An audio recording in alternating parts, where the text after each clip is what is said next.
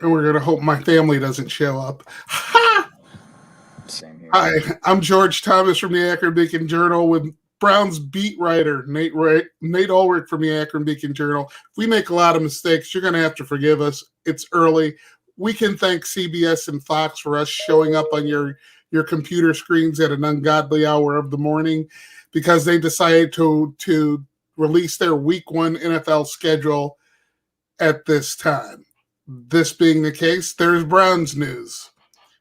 You want to go for it, Nate? Yeah, I'm used to talking to you on these videos at like 1 a.m. or 2 a.m. instead of 8 a.m., but here we are. The NFL is to blame too, in addition to the network broadcasting partners, George. But wow, what a matchup. AFC divisional round rematch, Week 1, Browns at the Kansas City Chiefs. Arrowhead Stadium, where the Browns lost 22-17 on January 17th to end their playoff run, going right back to where they were eliminated to start the 2021 season. It's going to be at the 4:25 CBS slot in Week 1 on September 12th. This has got to be one of the most headline-worthy matchups, for Week 1, and obviously it's a huge deal for the Browns. My biggest takeaway right off the bat is, hey, the Browns have the talent. I'm of the belief that they should be right there in the mix to contend for a Super Bowl.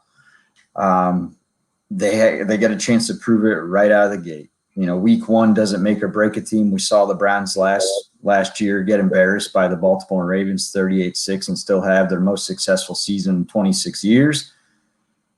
But if you want an opportunity to avenge that loss in the playoffs and to make that statement right out of the gate, here it is. It's interesting that CBS is making this move right out of the box. It shows a different level of confidence in that roster, I think, than last year, obviously. But the big question for me is, and everybody's going to ask this question, how is this not like that year with Freddie Kitchens when they got five primetime games, 5 spotlight games on that schedule? And the question is, we don't know. Well, I think they got 4 that year, but you're right, George. It was nearly the maximum of 5, and they're going to find out. Well, the Browns already know, but we're going to find out later today, 8 p.m. The NFL is supposed to release the complete schedule. I think they're going to be right there at 4 or 5. I would be stunned if it were lower than 4 for the primetime games that they're going to have scheduled, just because what I said earlier, they should be in the mix. They went to the divisional round last year. They lost a close one to the Chiefs. And I think that this team is ready for the next step. I mean, where I set the expectations is the AFC Championship game. And if you get there, who knows? Anything can happen. You're certainly a Super Bowl contender. You're 1 win away.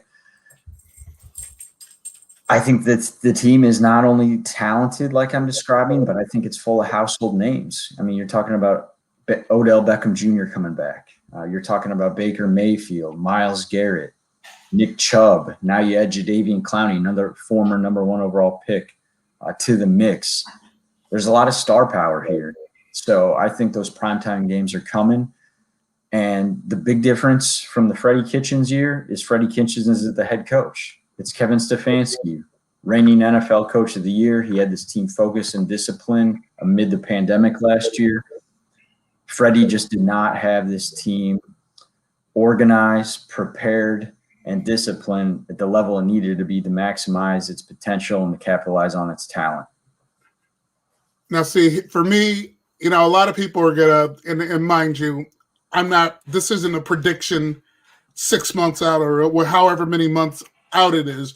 But if the Browns are going to get the Kansas City Chiefs, get a victory over the Kansas City Chiefs, this would be the opportune time to do it for one reason. They've got that rebuilt offensive line. So conceivably, with the way this Browns defense has been rebuilt, restructured, and again, we don't know. they could send Patrick Mahomes running for his life for much of this game.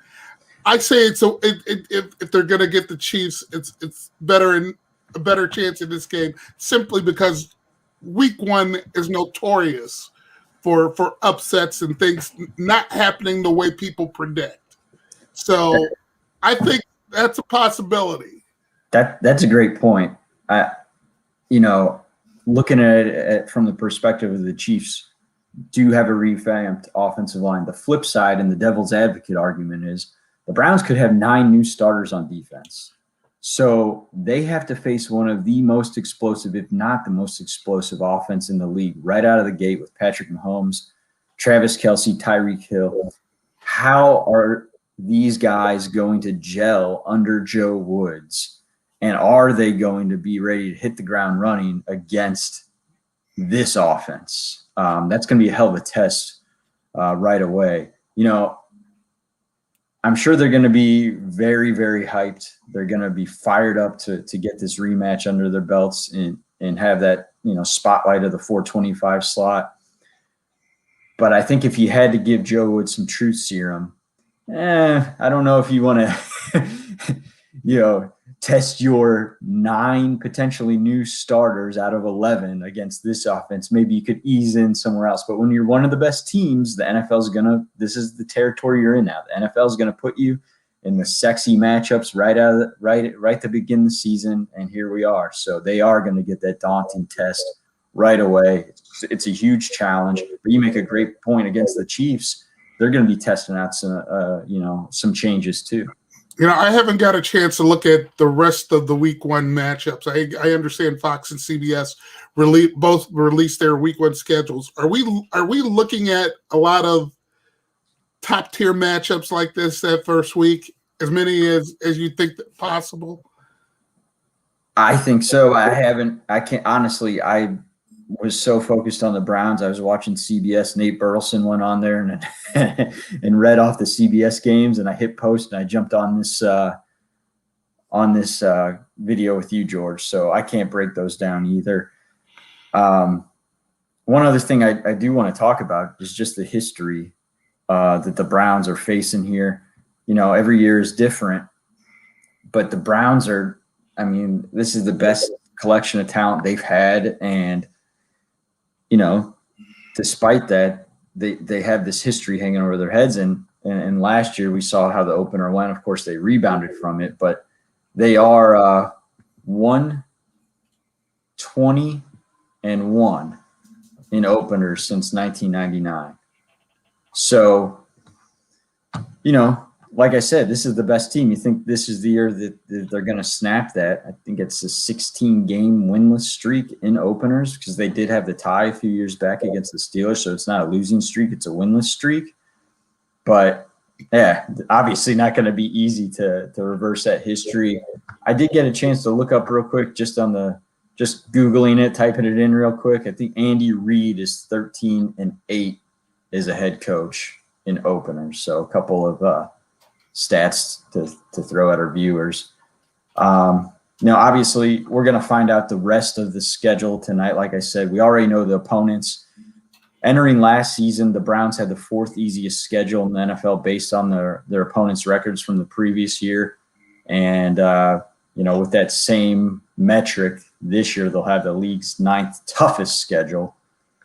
And, obviously it doesn't get tougher than the Chiefs. So, some of the other matchups, obviously what's going to happen with Aaron Rodgers, but the Browns have the Green Bay Packers on their away schedule. What's going to happen with the Patriots? Cam Newton, Mac Jones, the Browns have the Patriots on the road. Obviously the Ravens, the thing that I think isn't talked about nearly enough. And because, obviously people want to be positive about the Browns because they are good for the first time in a long time.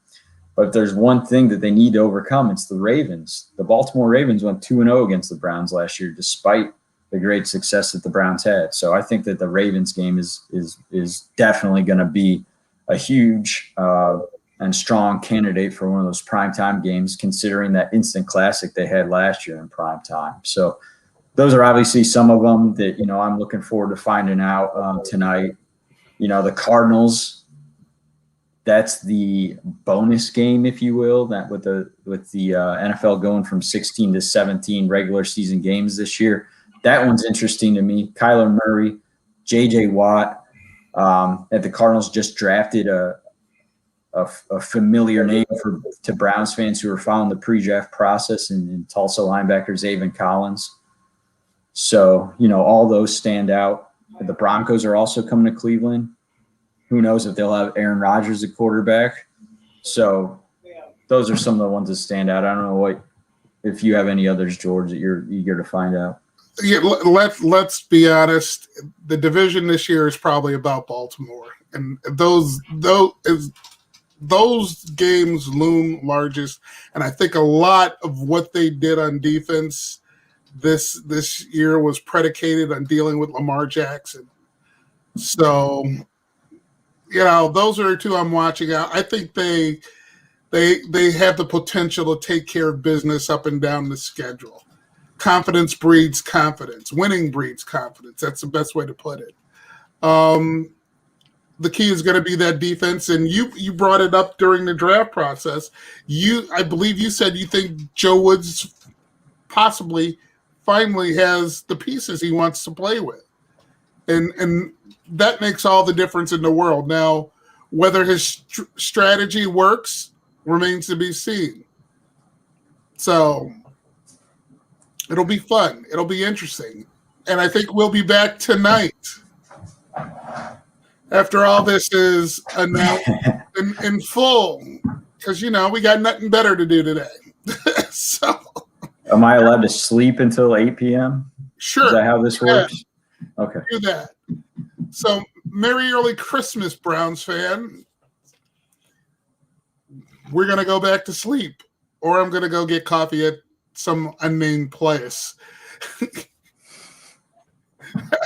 Have a good day. Thanks, George.